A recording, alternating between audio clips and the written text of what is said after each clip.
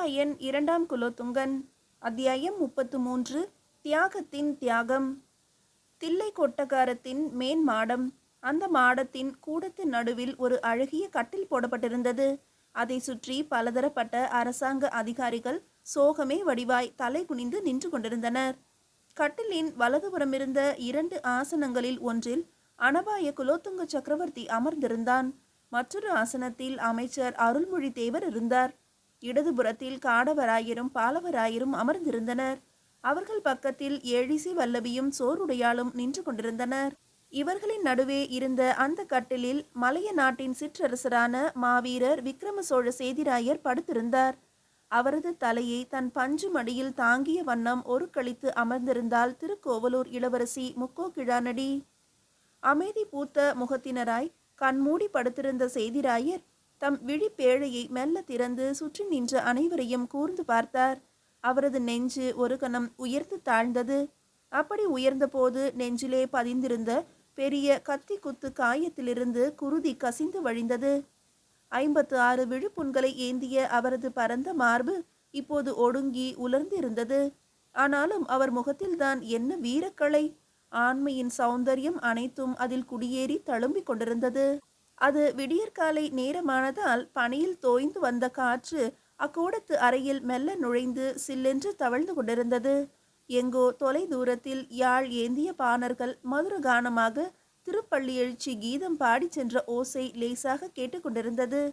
பல 100 ஆண்டுகளாக யாழ் இசைக்கும் பாணர்கள் வைகரையில் மன்னனின் அரண்மனையில் முன்றிலே வந்து பள்ளி எழுச்சி பாடி மன்னனை துயிலிலிருந்து எழுப்பிவிட்டு போவது வழக்கமாக இருந்தது.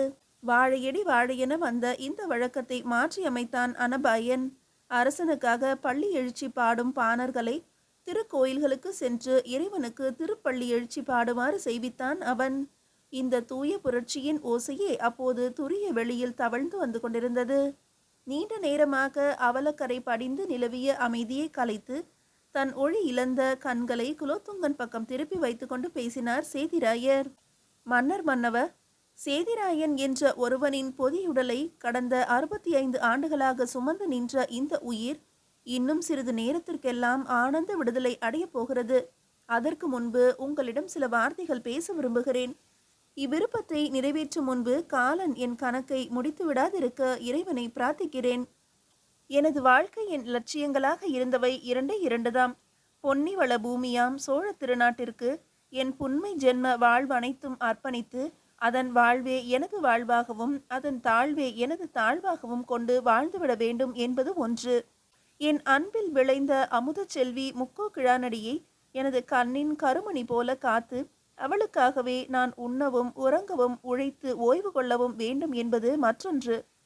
3 ஆண்டுகளுக்கு முன்னால் என் அருமை செல்வனும் பீலிவளையின் சகோதரனுமான விக்ரம சோழ கோலவராயன் என்பான் உங்கள் அரசியல் செயலாளன் காளத்தி தேவனுடன் ஒரு நாள் விளையாட்டாக வாட்பயிற்சி செய்து கொண்டிருந்த போது எதிர்பாராத விதமாக காளத்தி தேவனின் வாள் அவன் நெஞ்சிலே புகுந்து இறைவன் நிழலை அடைந்தான் என்னும் செய்தி நீங்கள் அறிந்த ஒன்றுதான். ஆனால் நான் இன்று உணர்கிறேன், என் வீர மைந்தன் எதிர்பாராமல் நெஞ்சிலே வாள் பாய்ந்து இறக்கவில்லை. அது வேண்டுமென்றே நடந்த ஒரு கொலை. அதை பற்றி இப்போது பேசி பயனில்லை. எனவே மேற்சொன்ன 2 லட்சியங்களுக்காகவே நான் எனது வாழ்க்கையை வகுத்து கொண்டு வாழ்ந்தேன். இப்படி சொல்வது உங்களுக்கும் இங்குள்ள மற்றவர்களுக்கும் பொய்யுரையாக படலாம். எனது லட்சியங்களில் பின்னது உண்மை, ஆனால் முன்னது முழு பொய் என்று நீங்கள் கருதலாம். அப்படி கருத நியாயம் உண்டு, இடமும் உண்டு. கடந்த ஓராண்டாக என்னுடைய எதிரியாகவும் சோழ நாட்டின் துரோகியாகவும் சைவ சமய விரோதியாகவும் வாழ்ந்த சேதிராயனா இப்படி சொல்கிறான் என்று நீங்கள் வியப்படையலாம். அது நியாயமான வியப்புதான். ஆனால் அந்த நியாயத்தின் திரைக்கு பின்னால் ஒரு பேருண்மை மறைந்திருக்கிறது என்பதை நீங்கள் அறிய மாட்டீர்கள். மன்னர் அவர்கள் ஒரு கால உண்மையை ஓரளவு அறிந்திருந்தாலும் இருக்கலாம். ஆனால் மற்றவர்களுக்கு, ஏன் என் சொந்த மகளுக்கே கூட அது தெரிந்திருக்காது. ஆகையால் அத்திரைக்கு பின்னுள்ள உண்மையை எனது வாயாலேயே வெளியிட்டு அதனால் கிடைக்கும் ஆத்ம சாந்தியுடன் இப்பிறவி கடல் தாண்ட தொடங்குவேன். வளவகுல விளக்கே, தாங்கள் ஆட்சி பீடத்தில் ஏறிய பிறகு தங்கள் அரசியல் செயலாளனாக அமர்ந்த காளத்தி தேவன் என்பான் வன் நெஞ்ச தீய சக்தி வாய்ந்தவன் என்று கடந்த சில ஆண்டுகளாகவே ஏனோ எனது உள்மனம் எனக்கு உணர்த்தி கொண்டே இருந்தது. இதனால் அவனையும் அவனது நடவடிக்கைகளையும் கூர்ந்து கவனிக்க தொடங்கினேன். நாள்தோறும் அந்த எண்ணம் என்னுள்ளே வலுப்பெற்று கொண்டே வந்தது. ஆயினும் அதை எவரிடமும் வெளியே சொல்ல எனக்கு அச்சமாக இருந்தது. உலகின் போக்கையும் மனித மனத்தையும் நன்கு உணர்ந்தவனான நான் போதிய ஆதாரமின்றி ஒருவனை பற்றி குற்றம் சொல்ல அஞ்சினேன். காலத்தி மீது ஏதோ பொறாமை கொண்டுதான் நான் அப்படி சொல்கிறேன் என்று நீங்களும் எண்ணலாம், பிறரும் கருதலாம். அது மாதிரியான பழி சுமக்க வேண்டாம் என்றே வாழவிருந்தேன். மேலும் அவன் மீது எனக்கு ஒருவித சந்தேகம் இருந்ததே தவிர அச்சந்தேகத்தை உறுதிப்படுத்திக் கொள்ள திடமான ஆதாரம் எதுவும் அப்போது கிடைக்கவில்லை. காலத்தி தேவனின் பிறப்பு வளர்ப்பை ஆராயாமல் அவனிடம் உள்ள திறமை ஒன்றையே பிரதானமாக கொண்டு அவனை உங்கள் அரசியல் செயலாளனாக ஆக்கி கொண்டதை நான் ஆரம்பத்திலேயே எதிர்த்தேன். பிறகு நீங்கள் அவனுக்கு அனபாய மூவேந்த வேளாண் எனும் விருது பெயர் அளித்ததையும் எதிர்த்தேன். அப்போதெல்லாம் நீங்கள் என் எதிர்ப்பையும் பொருட்படுத்தவில்லை. எனவே அந்த குற்றத்தை அவன் மீது நான் சுமத்தினால் மிகவும் எளிதாக அது பொறாமையால் எழுந்த குற்றச்சாட்டு என்று ஒதுக்கியிருப்பீர்கள். ஆகையால் தான் எனக்கு ஏற்பட்ட சந்தேகத்தை என்னுள்ளேயே போட்டு அழுத்தி கொண்டு அவனுடைய நடவடிக்கைகளை அறிய மேலும் தீவிரமாக முயன்றேன். அரசே, எனது பலகால அரசியல் அனுபவத்தால் அறிந்து உணர்ந்த ஒரு உண்மையை இன்று உங்களிடம் சொல்கிறேன். எந்த நாட்டு அரசியலில் ஆகட்டும், அந்த நாட்டில் பிறந்து வளர்ந்த அந்நாட்டுக்கு சொந்தமான ஒருவனுக்கு தான் பங்களிக்க வேண்டுமே தவிர அயல் நாட்டான் ஒருவனுக்கு அவன் எத்துணை வீர தீர பராக்கிரமமும் நேர்மை ஒழுங்கு சத்தியம் திறமையும் வாய்க்க பெற்றவனாக இருந்தாலும் அதில் ஒரு சிறிது இடமும் அளிக்கவே கூடாது. சொந்த நாட்டான் ஒருவன் அறிவும் திறமையும் அற்றவனாக நேர்மையும் ஒழுங்கும் இல்லாதவனாக இருப்பினும் அவனிடம் தைரியமாக அரசியலில் எத்தகைய பொறுப்பையும் அளிக்கலாம். அவனால் பயனின்றி போனாலும் ஆபத்தின்றி இருக்கும். எத்தகைய அயோக்கியனும் தன் சொந்த நாட்டுக்கு துரோகம் செய்ய கொஞ்சமேனும் தயங்குவான். மண்ணுக்கும் அதில் சுரக்கும் நீருக்கும் அதன் அடியாக உருவாகும் குருதிக்கும் இந்த பண்பு அமைந்தே தீரும். இது உலகின் பொது விதி, இயற்கையும் கூட. பிற மண்ணின் வாசமும் பிற குருதி கலப்பும் அல்லாத ஒருவன் தேச துரோகியானான் என்ற செய்தி உலக சரித்திரத்திலேயே இதுவரை இடம்பெற்றது கிடையாது. வேற்று நாட்டான் ஒருவனின் திறமையையும் அறிவையும் அனுபவ முதிர்ச்சியையும் கலைத்துறையில் பயன்படுத்தி கொள்ளலாம், தொழில்துறையில் உபயோகப்படுத்தி கொள்ளலாம், சமுதாய நடைமுறை ஒழுக்க நீதிகளில் பயன்படுத்தி கொள்ளலாம். ஆனால் அரசியல் துறையிலே மட்டும் அவனிடம் உள்ள எந்த ஒன்றையும் பயன்படுத்தி கொள்ளக்கூடாது. யாதும் ஊரே யாவரும் கேளிர் என்ற சமரச தாரக மந்திரம் நமது நாட்டு மக்களின் அகத்துறை வாழ்வுக்கு மட்டும் பாடப்பட்டதே தவிர அரசியல் துறையில் கடைபிடிப்பதற்கு அல்ல. ஏனென்றால் அந்த அளவு உலகம் இன்னும் முன்னேறவில்லை, இனி எக்காலத்துக்கும் முன்னேறவும் முடியாது. ஒரே உலக ஆட்சி என்பதெல்லாம் அழகிய கனவு வாசகங்கள், நிறைவேற முடியாத கற்பனை தத்துவங்கள். நாட்டுக்கு நாடு மண்ணின் பண்பு மாறி இருக்கிறது. அப்பண்புக்கேற்ப அவ்வந்த மண்ணில் வாழும் மக்களின் மனப்பண்பும் மாறிதான் இருக்கும். இது ஒரு விதமான இயற்கை பண்பு. இந்த பண்பை மாற்ற யாராலும் முடியாது. இன உணர்ச்சி, மொழி உணர்ச்சி, மத உணர்ச்சி, கலாச்சார உணர்ச்சி எல்லாம் மனிதனிடம் குடியேறும் செயற்கை உணர்ச்சிகள்.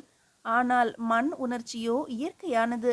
மனிதனிடமுள்ள மேற்சொன்ன எந்த உணர்ச்சியையும் வளரச் செய்யலாம், தேயவும் வைக்கலாம், அவை இல்லாமலே ஆக்கியும் விடலாம். ஆனால் அவனிடம் உள்ள சொந்த மண் உணர்ச்சியை மாற்ற முடியாது. உலகில் உள்ள மக்களை எல்லாம் மண்ணின் பண்பே ஒவ்வொரு கூட்டமாக பிரித்து வைக்கிறது. வேறு எந்த பிரிவினையும் நிரந்தரமாக இருக்காது, இருக்கவும் முடியாது. நம் அவ்வை மூதாட்டியும் இதனையே உட்கருத்தாக கொண்டு எவ்வழி நல்லவர் ஆடவர் அவ்வழி நல்லை வாழிய நிலனே என்று பாடி போயிருக்கிறார். நல்ல மக்கள் வாழும் நிலமே நன்னிலம் என்பது உண்மையானால் அந்த நன்னிலமே நன்மக்கள் பிறப்புக்கு காரணம் என்பதும் உண்மையாகிறதல்லவா? எனவே நிலத்தின் பண்பு போல அதில் பிறக்கும் மக்களின் மனப்பண்பும் அமைகிறது. இவ்விரண்டு பண்புகளின் உறவை போல வேறு எந்த உறவின் பண்புகளும் ஒன்றாவதில்லை. இரத்த உறவும் இதற்கு இரண்டாவதுதான். எந்த நாட்டு அரசியலும் நில உறவை அடிப்படையாக கொண்ட மக்களை நம்பியே இயங்க வேண்டும். அப்படி இயங்கும் அரசியலே உறுதியுடன் நிலைத்து நிற்கும். எனது இந்த அனுபவ கூற்று மகா அறிஞரான மன்னர் அவர்களுக்கு புதிதாக இருக்க முடியாது. ஆயினும் அவர் அதை காலத்தி தேவன் விஷயத்தில் ஏனோ செயல்பட விடவில்லை. அதன் விளைவே நேற்று வரை சோழ நாட்டில் நிலவியிருந்த குழப்பங்கள். சேதிராயர் சோர்வடைந்தவராக பேச்சை நிறுத்திவிட்டு சற்று நேரம் கண்ணை மூடிக்கொண்டு மௌனமாக இருந்தார். சுற்றி இருந்தோரின் கண்கள் எல்லாம் அவர் மீதே மொய்த்திருந்தன. அவர் மீண்டும் மெல்ல பேச ஆரம்பித்தார். அரசே, விக்ரம சோழரால் கழுவில் ஏற்றப்பட்ட நல்லெண்ண சோழ தேவனின் மைந்தரான சித்தன்ன தேவனும் காளத்தி தேவனும் பழிவாங்கும் எண்ணத்தோடு சோழ நாட்டுக்கு வந்தவர்கள் என்பதன் முழு விவரங்களும் நேற்றுதான் எனக்கு தெரிய வந்தன. தவிர அதற்கு முன் தெரியாது. ஆயினும் காளத்தி தேவன் என்று பெயரில் உலவிய சித்தன்ன தேவன் மீது மட்டும் எனக்கு எப்படியோ சந்தேகம் வளர்ந்தது. அவன் தங்களுக்கோ அல்லது நமது நாட்டுக்கோ ஏதோ தீங்கு விளைவிக்கும் எண்ணத்தில் இருக்கிறான் என்பதை அறிந்து கொண்ட நான் எனது அரசியல் அலுவல்கள் அனைத்தையும் விட்டுவிட்டு அவனை கண்காணிப்பதிலேயே முனைந்தேன். அவன் தன் பழிவாங்கும் படலத்தை ஆரம்பிக்க ஒரு நல்ல சந்தர்ப்பத்தை எதிர்பார்த்து காத்து கொண்டிருந்தான். அந்த சந்தர்ப்பம் உங்களின் தில்லை திருப்பணி திட்ட வடிவத்தில் அவனுக்கு கிடைத்தது. காளத்தி தேவன் ஒரு மகா அரசியல் சாணக்கியன் என்பதில் சந்தேகமில்லை. உங்கள் அறப்பணி திட்டத்தை அவன் தனது அழிவு பணிக்கு பயன்படுத்தி கொள்ள முனைந்தான். சமய பூசலை கொண்டே ஒரு தேசத்தின் ஆட்சி பீடத்தை எளிதில் அசைத்து பிடுங்கி தன் பயப்படுத்தி கொள்ள முடியும் என்பதை அவன் நன்கு உணர்ந்திருந்ததால் தான் அந்த சந்தர்ப்பத்தை பயன்படுத்த தயாரானான். சைவ வைணவத்தை இரு கூறாக்கி வைணவரின் நெஞ்சிலே குரோத தீயை மூட்டிவிட்டு அத்தீயினால் சோழ வம்சத்தையே எரித்து சாம்பலாக்க அவன் தீவிர முயற்சி எடுத்துக்கொண்டான்.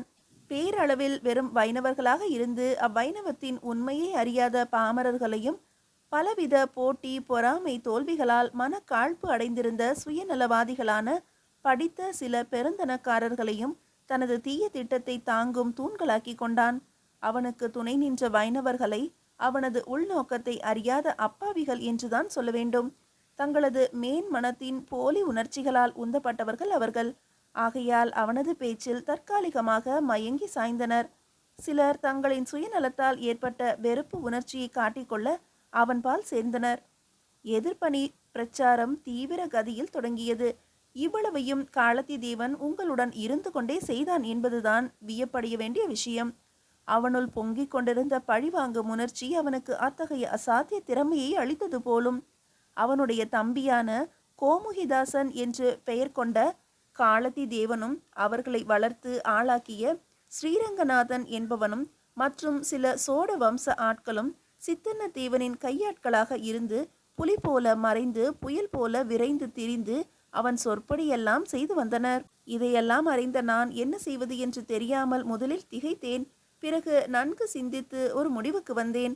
அரசரின் திருப்பணி திட்டத்தை எதிர்க்கும் கூட்டத்தாருடன் சேர்ந்து கொண்டு அவர்களின் உண்மை நோக்கை அறிய வேண்டும் என்ற முடிவுதான் அது. காளத்தி தேவனிடம் மெல்ல என் கருத்தை தெரிவித்தேன். அவன் மிக்க மகிழ்ச்சியுடன் வரவேற்றான்.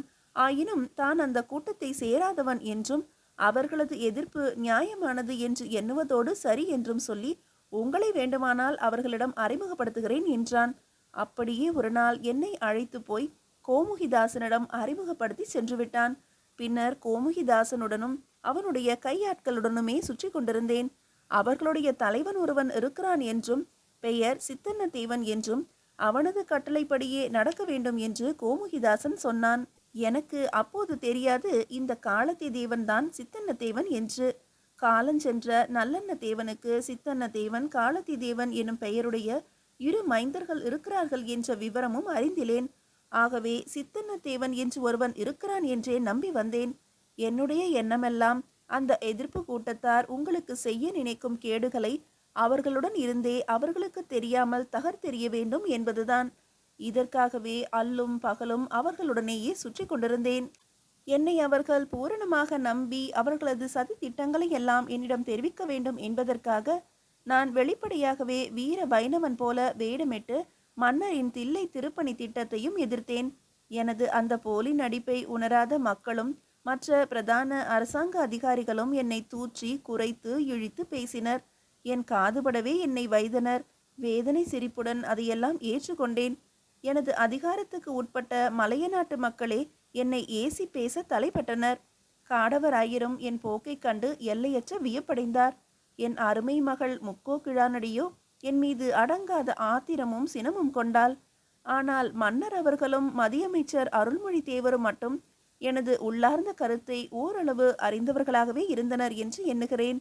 அதனால்தான் என்னை எனது போக்கில் விட்டு வைத்தனர் என்றும் நினைக்கிறேன். சதி கூட்டத்தின் பயங்கர திட்டங்கள் நாளுக்கு நாள் வளர்ந்து வந்தன.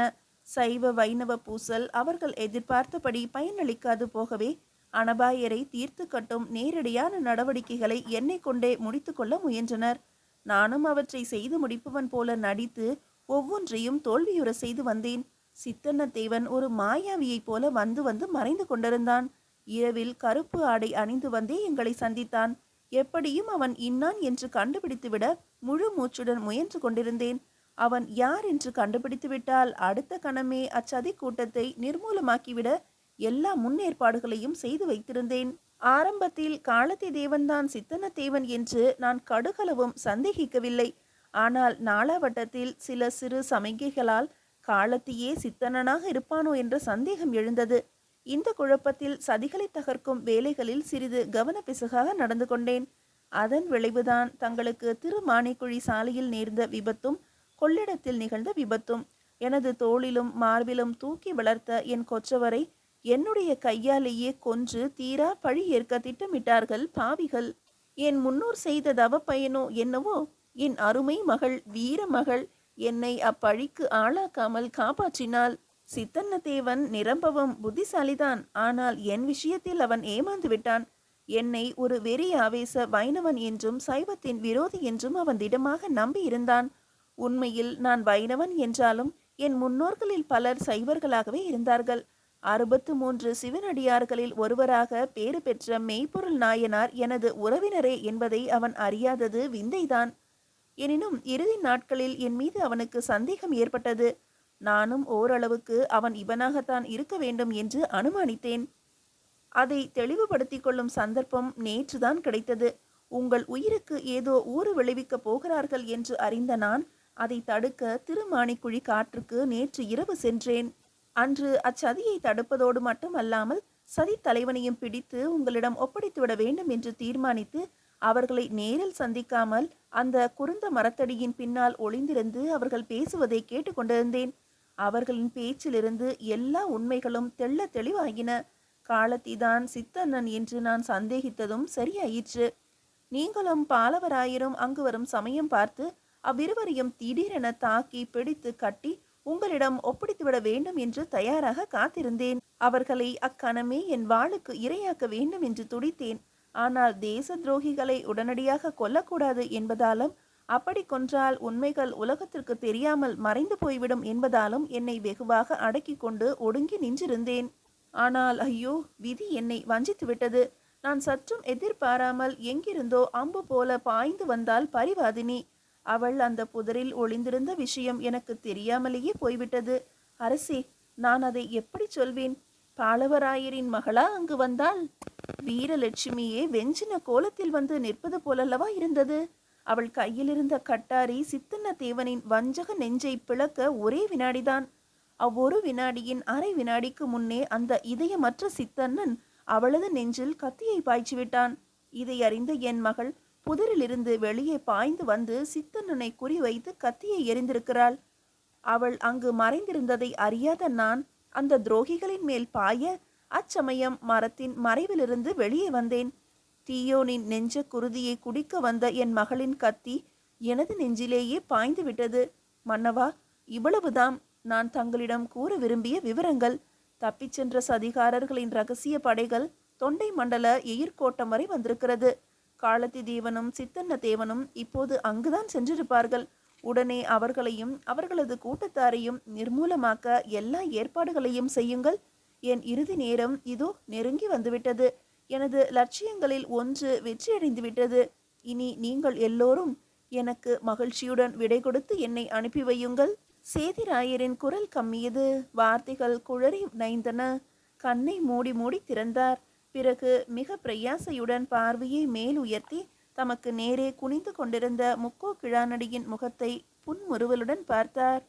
மிக தனிந்த குரலில், வீரமகளே என்று வாஞ்சையுடன் அழைத்தார். அப்பா என்று கதறினாள் முக்கோ கிழானடி. அழாதே மகளே, ஒரு சுத்த வீரனின் வயிற்றில் பிறந்த வீர பெண்மணியாகிய உனது கண்களில் கண்ணீரின் சுவடையே நான் பார்க்கக்கூடாது கண்ணே. ஒரு மாவீரன் என்ன செய்ய வேண்டுமோ அதைத்தான் நீ செய்தாய். கோழைகளின் கையால் மடிய வேண்டியிருந்த நான் வீராங்கனையான உன் கையால் இறக்கும் பாக்கியம் பெற்றது பெரும் பாக்கியமல்லவா? அதற்காக எல்லையற்ற கருணை கடலான இறைவனுக்கு நன்றி கூறுகிறேன் மகளே. வீரனுக்கு பிறந்த வீர மகளே, இந்த எளியனுக்கு வீர சொர்க்கம் அளித்த உன் வீரத்தை வணங்குகிறேன் அம்மா. உனது நாட்டுக்காக, அதன் வேர் புழுக்களை ஒழிப்பதற்காக உன் தந்தையையே பலி கொடுத்த தீரத்தை நான் வாழ்த்துகிறேன். உன் தியாகத்தை போற்றுகிறேன் அம்மா. உன்னுடையவும் உனது நாட்டுக்காகவும் எதிர்காலம் இன்பமயமாக இருக்கும். நமது வீர பரம்பரையை என்றும் வாடாமல் வளர்ப்பாயாக. என் கண்ணென போற்றிய பொன்னி வளநாடு வாழ்க. சென்னி வளவச் செம்மல் அனபாயர் வாழ்க வாழ்க. சேதிராயரின் முகத்தில் சோதி வீசியது. மீதியை அடுத்த அத்தியாயத்தில் காணலாம்.